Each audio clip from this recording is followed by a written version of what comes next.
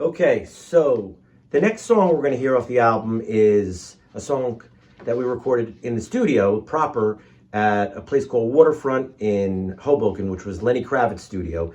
And Jonathan Daniel produced this track, and he played bass on it. He produced the whole album, actually. He was in a group called Candy and Electric Angels, and they were fantastic groups that we were heavily influenced by. In fact, this record is kind of a mix between Candy and Electric Angels, if you really want to know.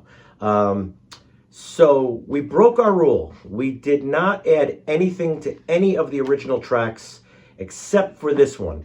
There's some studio footage of me and Jonathan back in the day discussing that I wanted to do a Jackson 5 version of the song where we were going to have, you know, like a string and horn part that did ba-da-da-da-da, and then there would be like one person going, tell me what gives you the right to tell me what to do. Another person going, you know that, know me, but you haven't got a clue. And we thought that would be funny if we did like a Jackson 5 version of it. The bass and drums sound a lot better than I thought they sounded. That guy's monitors is the worst. Alright, so then this is how we'll go right here. Ready? I'd say. Desperation and frustration are my old friends. Every time I think I learn the game, they switch the rules again. Tito now. Yeah. That little guy goes, I think you should do that. That would be great. Phenomenal.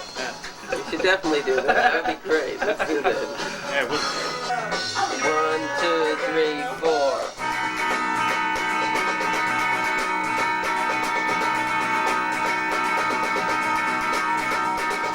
Let's do the first verse again, because you like didn't, you were kind of behind the group. That'd be cool if we did that just as a group. We did like the Jackson 5 mix.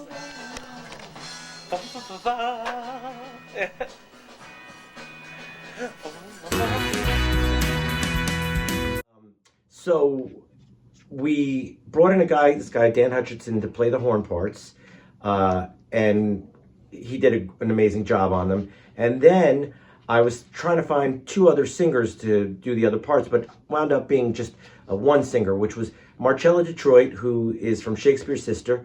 And she also sang and co-wrote Lay Down Sally with Eric Clapton. And Shakespears' sister is one of my favorite groups. So I contacted her, and she was, you know, willing to do it, and she did an amazing job. So it wound up being a duet.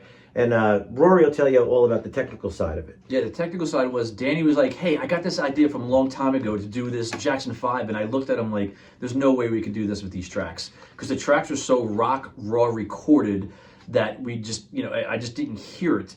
And every time when we were mixing, he was singing those parts to me going, don't you picture it like I could picture it like this?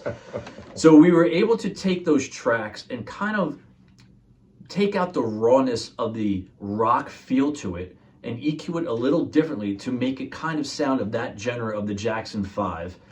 We exported the tracks. We sent them over to, she was in California, so we sent the tracks over to California via email. We Dropboxed them. She did her vocal tracks in her studio, sent back the tracks. We imported them into our sessions, along with the horns that we recorded here, and we mixed it. And definitely, you could tell the difference of the texture of the recording just from the drum sounds and the guitar sounds that we kind of thinned out to make them more sound of that era. So, yeah, so it's not like the old version was bad. The old version was great. You know, it was awesome. It was just, this was just the one song we decided to have a little bit of fun with, and I think it worked. So here we have the horn version with Marcella Detroit of Nobody Understands by the Characters, off the 30th anniversary edition of the Characters' debut album.